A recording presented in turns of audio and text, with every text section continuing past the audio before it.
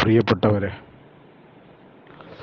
ആസന്നമായ പൊതുതെരഞ്ഞെടുപ്പ് മുന്നിൽ കണ്ടുകൊണ്ട് കേന്ദ്ര ഗവൺമെൻറ് കേരള സർക്കാരിനെതിരായി പല രീതിയിലായി ശ്വാസം മുട്ടിച്ച് കേരളത്തിലെ ജനങ്ങളെ സർക്കാരിനെതിരാക്കാനുള്ള നടപടികളുമായി മുന്നോട്ട് പോവുകയാണ്. അതിൻ്റെ ഭാഗമായി തന്നെ ഏപ്രിൽ മാസം മുതൽ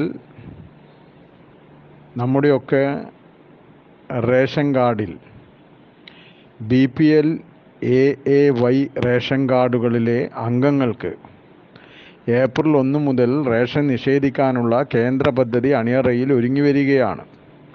ഒരു കാർഡിൽ 6 പേരുണ്ടെങ്കിൽ ആ 6 പേരും മസ്റ്ററിങ് നടത്തണമെന്നാണ് കേന്ദ്ര ഗവൺമെൻറ്റിൻ്റെ പുതിയ തീരുമാനം.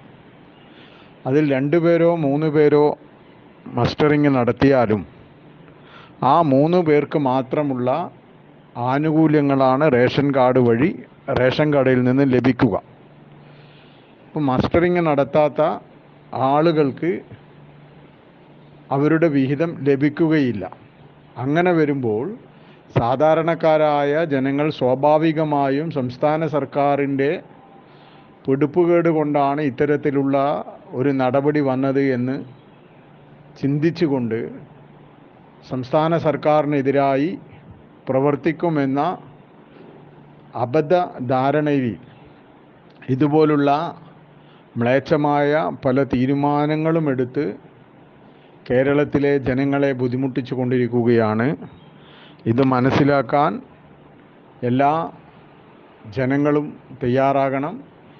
ഈ ഒരു കാര്യത്തിൽ സംസ്ഥാന സർക്കാരിനൊന്നും ചെയ്യാനില്ല. കേന്ദ്ര ഗവൺമെൻറ്റിൻ്റെ ഈ നിർദ്ദേശം അക്ഷരം പ്രതി നടപ്പിലാക്കാൻ, അതായത് BPL കാർഡിലെയും AAY കാർഡിലെയും മുഴുവൻ അംഗങ്ങളും റേഷൻ ഷാപ്പിൽ പോയി മസ്റ്ററിങ് നടത്തി ഈ ഗൂഢമായ നീക്കത്തിനെതിരായി പ്രതികരിക്കണമെന്നാണ് ഈ അവസരത്തിൽ സൂചിപ്പിക്കാനുള്ളത്.